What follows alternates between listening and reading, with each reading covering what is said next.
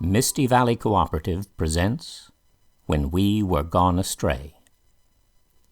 The paths of the world twist and turn, taking you to unexpected places. Welcome to the haunted town of Assembly, and to the strange lands around it. The days are growing shorter and the nights are chill.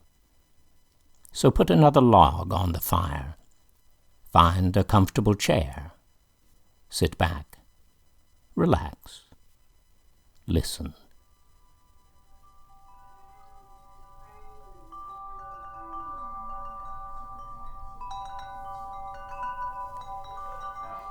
Chapter 2. Fireflies. The air was chill. A gust of wind stirred the fallen leaves. Fletch stood in his pajamas and slippers, halfway between the house and the forest. He hadn't wanted to leave the warmth of his bed, but he was sure he had heard the rattle and bang of the kitchen screen door. Yet when he went down to check, the latch had been secure. He filled his lungs with the night air and found himself wide awake, though the hour was past midnight. He could see well enough in the dark to make out the shape of the wheelbarrow propped on end against the picnic table by the pecan tree. A short walk would be okay, even in the cold. 15 minutes, 20 minutes at most. A voice within him posed a question. What will you have, the forest or the town? Ordinarily he would have chosen the forest, but he hadn't thought to bring the lantern, and the glow of streetlights came from town. He skirted the holly at the corner of the house and cut through the yard to the edge of the common garden.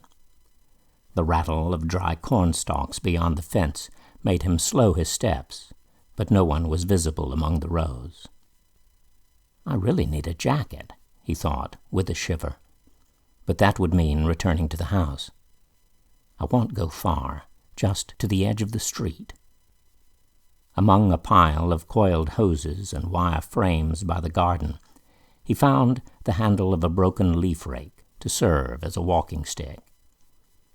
Out of season, the garden soil was crusty and eroded, uneven beneath his thin slippers, but he made his way carefully toward the blue gate which opened onto Rowan Street. By daylight, it would have been an ordinary walk, but by night it felt like an adventure. A car passed along the highway at the edge of town, but as he approached the street, he found it silent, apart from the incessant rush of the stream at the bottom of the hill. Fletch kept to the sidewalk, passing the Assembly Cooperative with its array of oak barrels and pumpkins heaped in a pyramid by the entrance.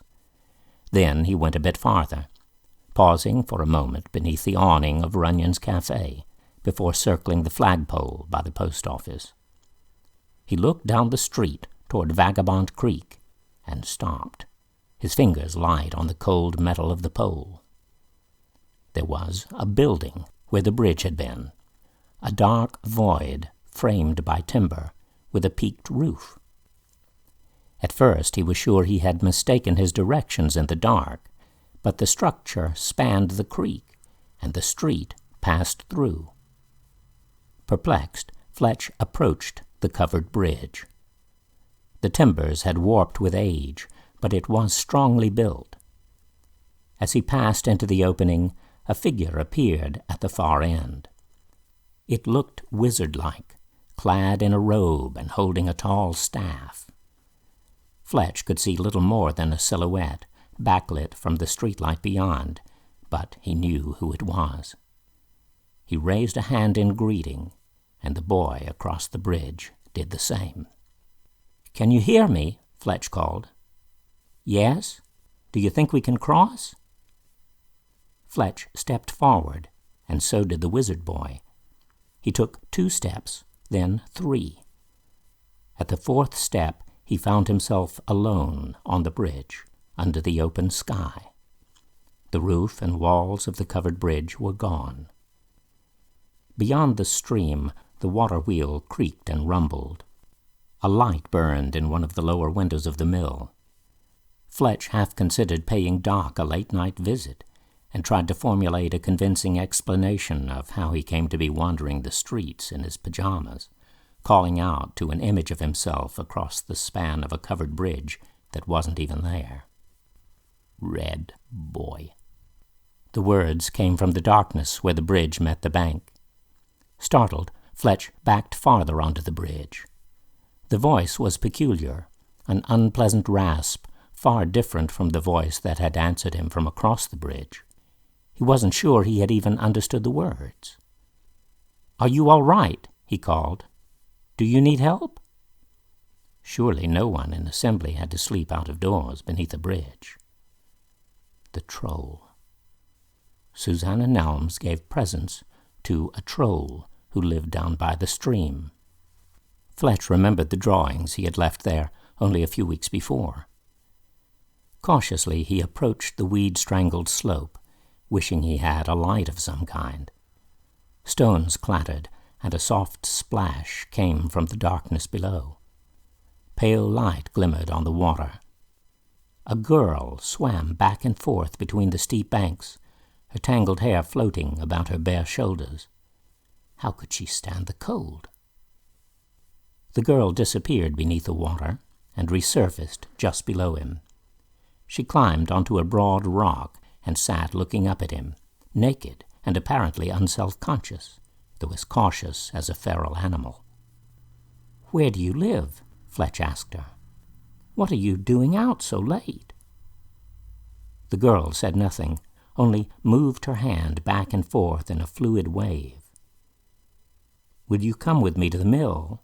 Fletch pointed toward the light in the window. She shook her head. "I'm going to get Doc Merritt," Fletch told her. "Stay here. I'll be right back." "Stay." Fletch crossed the bridge, pausing at the other side to make sure the girl was still there. He turned and descended a set of stone steps to the lower level of the mill. A door there led directly into Doc's workroom. Fletch rapped on the door, hoping Doc was there. Moments later, the door opened. "Fletch?" The big man drew him into the room.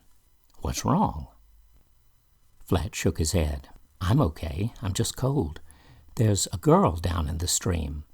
I don't think she's hurt, but she's odd." Doc took time only to put on his coat and fetch a wool jacket of Callie's for Fletch. He took a flashlight and followed Fletch to the bridge. "Over there," Fletch pointed. "She was on that flat rock at the far edge, but I don't see her there now." Doc crossed the bridge swiftly and picked his way down the overgrown bank. Fletch followed close behind.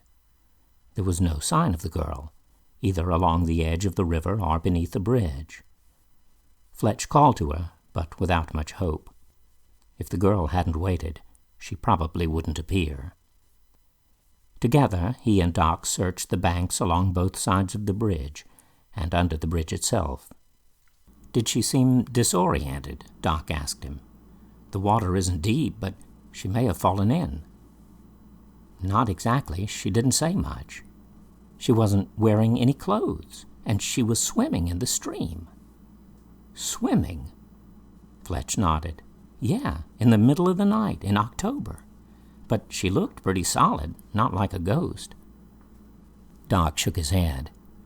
"You look like a ghost yourself. Were you sleepwalking, chasing girls in your dreams?" Fletch managed to laugh through chattering teeth. "I don't think so, but it's been a pretty strange night." Doc took him back to the mill and put him in a chair by a small heater in the comfortable living room, then brought him a cup of tea. Bit by bit, Fletch tried to explain what had happened since he left the pastorium. "There used to be a covered bridge," Doc said. "It was destroyed in a tornado early in the century. Fascinating." You don't think I was imagining it?" Fletch asked. "Hard to say. Assembly is a strange place, and you're a bit unusual yourself. I don't doubt you saw it." Doc frowned. "This is more in Betsy's line than mine. As for Susanna's troll..." He took a box from the mantel shelf and opened it, handing it to Fletch. Inside were carved beads and bright stones, bits of glass smoothed by years of abrasion in the sand of the stream bed. I know Susanna has an imaginary friend, someone she meets down by the bridge. I've often watched her playing games and singing. She brings back odds and ends from the stream, but I've never seen her companion. The girl I saw was wearing a necklace, Fletch said, remembering. I don't know what the stones were, but some of them glittered. And you spoke to her? Doc asked, but she didn't say anything back. I asked her where she lived, and she just waved her hands. But she could speak. That's how I knew she was there. I heard her say something like "red boy" in a croaky sort of voice. But Doc, those bottles you and Betsy keep, they make memories come to life. Could the things I saw have been like that? Maybe something left over from what Betsy did while I was in the hospital? Doc nodded. I'm thinking along those lines as well. The memories are captured on purpose, but such things could also happen naturally, much like a camera obscura. What's that? It's a dark box like a movie camera without a lens. Light streams in through a small hole, making reflected images of something outside. Fletch gave him a doubtful look. But where do they come from? Well, the memories come from the past, though I'm not sure how, unless it has to do with distance. You know, when you look at distant stars, you're seeing into the past. It didn't feel like the past, more like a different version of the present. Besides, I was there, across the bridge. Doc Merritt returned the box to the mantel and turned, lost in thought for a minute. I have a memory bottle I open now and then. I know it's late, but if you like, I could show you a night in the past. I couldn't sleep now if I tried, Fletch insisted. What's the memory? An old man used to come down from the mountains, sell apples at assembly each year when I was a child. He and I captured an evening one autumn when I was 10 years old. Doc led the way down the narrow flight of wooden steps and opened the low door to the workroom. The room was cold. The door to the creek was standing open, and Fletch realized they must have left it ajar in their haste to get to the bridge. Doc shut the door, pausing for a moment to look across the stream to the wild tangle beyond. He took a ring of keys and let himself into an alcove leading back into the hill. Fletch could see rows of small bottles occupying the shelves along one side, and he hung back, uncertain. "It's all right," Doc assured him. "They aren't dangerous, and I don't think you could do any damage." "Did you make all these?" Fletch asked, astonished. Doc chuckled. "No, I'm afraid I don't have the skill. Betsy's responsible for the more recent ones, but many of these were made long ago. The dates are on the labels." Fletch peered at the antique handwriting on the paper labels, but found it difficult to read in the dim light. Doc handed him a bottle of pale blue glass. "Twilight in Assembly, summer of 1952. "When did you last open it?" Fletch asked. "A couple of years ago." Doc cleared the wooden table and unfolded a linen cloth. He sent out a silver cup and stepped back, motioning for Fletch to approach. "Unseal the bottle and pour a few drops into the cup. The memory took place in this room, so it may be a little disconcerting." Fletch did as he asked, and immediately caught the fragrance of brewing tea and fresh herbs. A boy and an old man sat on the bench before them. They flickered as if viewed through water, then stabilized and became clear. The old man picked up a knife with a thin, sharp blade. "What are we making, young John?" the boy asked. "Something to capture the whippoorwills, or at least the sound they make." Fletch glanced at Doc, who simply nodded toward the two figures. The man cut thin slices from an aromatic root and placed them on a little saucer. He picked up a bottle of frosted glass and tilted it until drops of bright gold began to fall. Night air moved in through the open window. "Now we leave it for the night," the man said to the boy. "Come morning we'll add some moonshine for suspension, bottle it, and pack it away." The boy shifted on the wooden bench. "What about the whippoorwills?" The man turned to the window, which opened onto the stream. "Listen." The world outside entered the room on a breath of wind, bringing the scent of water and the calling of whippoorwills. "I can hear them," the boy whispered in delight. He got up and went to the window, putting his hand out into the night air. "Can we put in the lightning bugs? You know, the fireflies." Young John followed him to the window and reached out into the night. He began singing softly, and soon the fireflies gathered. One of them settled on the man's hand, and he carried it back to the work table. Gently, he brushed its wings. As the soft conversation between the boy and man continued, Fletch moved into the glimmer. It was the same room, filling the same space, but the air he breathed was that of a night long before his birth. He touched the corner of the table, finding it reassuringly solid, occupying the place in his own time. The boy, Merritt, and young John paid him no mind, so he went to the window and looked out. The fireflies circled around him, and when Fletch reached up, a few of them settled on the back of his hand. Fletch held his breath. He turned and saw Doc Merritt staring at him from across the room. Fletch looked at young John, and the old man's green eyes met his gaze. Fletch felt dizzy. "Something's turning," the boy said, looking up. "There's someone at the window." Fletch started to speak, but the vision faded and disappeared. Doc approached him, clearly shaken. "What happened?" Fletch whispered. The fireflies lifted from his hand, joining others that were flitting through the room. Doc caught one and stared at it. "Incredible," he breathed. "Fletch, what have you done?" "Did I ruin it?" Fletch asked. "Hardly that. They're here and they're alive." "But how is that possible?"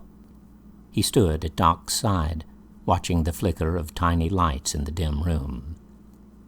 "I'm neither sure nor certain," Doc mused, "but I intend to find out."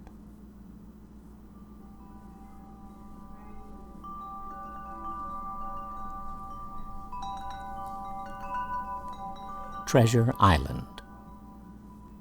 Elizabeth Kendall placed the telephone receiver back into its cradle and gave a shout of delight. "What's up, Mom?" Silver called from the yard. "The Mahler painting sold," she shouted back. "That was Mary Kelly from the gallery. The check will be in the mail tomorrow." Silver came in, wiping muddy hands on his jeans. "That's great. How much?" $5,000. That's twice what the last one brought." "Really? That much? What do you think I could get for the one in my room?" "Maybe enough for a new pair of jeans," she said, shaking her head. "You're tracking mud all over the floor. What are you digging up out there anyway?" "I'm not sure. I buried it when I was 6, and I don't remember exactly what it was." He frowned. "Or where it was. I mean, I do have a general idea. It was near the old canna bed where I used to dance, and I have a map, but it's not very accurate." "You're digging up something you buried when you were 6 years old?" "Yes. Here's the map I made, see?" He handed her a creased and faded piece of yellow construction paper bearing a penciled scrawl. "Long John Silver, Treasure Island, June the 3rd, 1970. Liz ran her finger over the words. "June the 3rd? Mom, I was 6. 10 years is a long time.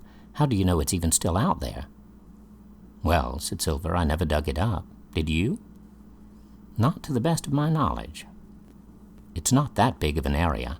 I'm bound to find it if I keep on digging." Liz gave a sigh of surrender. "You know what I love about you?" she asked him. "No, what?" "Everything." Silver grinned, gave her a kiss, and went back to work. Liz went to the door and watched him as he passed the muscadine arbor and descended the bank to the creek. Some days he still seemed like a child to her, and at other times he seemed far beyond her in years, calm and mature in a way she could scarcely fathom. The truth was, she had always been a little in awe of him, though she had never spoken of this to anyone, not even to Betsy, for whom Silver was a constant source of fascination. She remembered him reading Treasure Island at 6 years old, and not much later, her 2-volume set of H.G. Wells' Outline of History, asking her how to pronounce names like Pithecanthropus and Ramapithecus. She had seen him at twilight at the edge of the yard, standing among a group of deer as casually as if they had been a cluster of friends from school. He liked the rain, never seemed to tire of it, and loved being outside during a summer shower, drenching himself to the skin. Silver had never had a serious girlfriend, but as far as she knew, he had never been interested in a boy either before Fletch. It seemed to happen almost overnight, and the realization had shocked her, though she was sure she wasn't mistaken. She knew that Fletch had been unwell when he had come to assembly. Betsy and Doc, at least, had feared he might not survive. Silver had cared for him like a wounded animal, strengthened him, and these days they were scarcely apart. She had seen the way Fletch leaned against him, half asleep on the porch swing, the boy's slight form and rather delicate features making him look almost like a girl in the near darkness. She had seen Silver remove his jacket and drape it over him with such gentleness that it hurt her heart. They didn't act the way boys usually acted when they were together. They didn't kick and shove each other or insult each other. They didn't brag or swagger. They walked quietly and lightly, close together, as if they were strangers in the world. "I should paint them," she thought. Summer lightning and the night wind, caught in a sweep of stars. Still filled with the euphoria of the sale, she took the sketchbook and used a conte crayon to transfer impressions onto the page. She wanted it to be calm, free and unhindered, but strife kept intruding like splinters of broken glass. It wasn't her habit to fight with the sketch. The struggle only made the result look awkward and forced. Even so, she fought with this one, and as the conflicting shapes began to take form, they took on depth and resonance. In the end, the effort left her exhausted and uneasy. Liz closed the pad and put it away. She didn't want Silver to see the sketch or ask questions about it. She wasn't satisfied with it, but she wouldn't take it up again.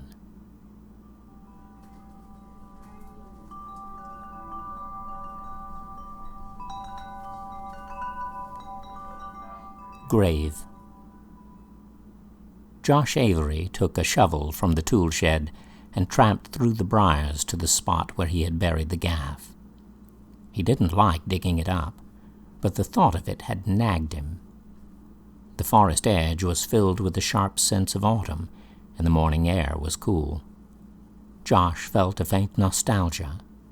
He couldn't say he missed Cotton Wills. Truth be told, he hadn't liked the man. But he did miss the occasional beer at the bait shop counter, the shared recollections of their time on the carnival's version of the Sawdust Trail. Of all the gaffes Cotton had fabricated during those years, there was one Josh wished he could forget.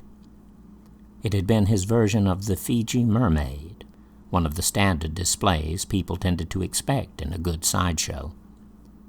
A mermaid was sometimes made by grafting a fish's tail onto the torso of a mummified monkey. But Cotton's mermaid looked like an infant with the tail of a scorpion. The baby's eyes were much too far apart, and its tiny hands ended in curved black claws. It was suspended in a bottle of pale brown liquid, completely still until someone peered too closely. Then its tail would lash about, and its claws would skitter against the glass. Josh moved the concrete blocks that marked the burial and pushed the point of the shovel into the dirt. It hadn't had time to settle, and the shovel's blade sank deep, bringing up damp heaps of dark forest soil. A bit of black plastic appeared, the garbage bag in which the gaff was wrapped. He dug more carefully, then reached down and grasped the bag, dragging it up and out of the hole. It was heavier than he remembered, but the smell was much the same. Josh took a hawkbill knife from his pocket and slit the bag cautiously. He spread it open until he could see the remains of the rodent-like creature. A framework of wire poked through the rotting skin and fur. Its mouth was open, exposing metal teeth. Josh drew back, then bent and looked more closely. Even if the creature hadn't been completely dead when he buried it, surely it couldn't have survived, wrapped in a garbage bag for half a month. But it had begun to move.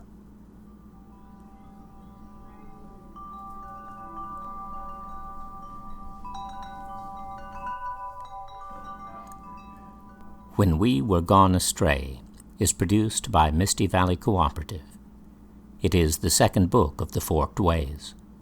The text and audiobook are copyright 2020 by Beau Farr.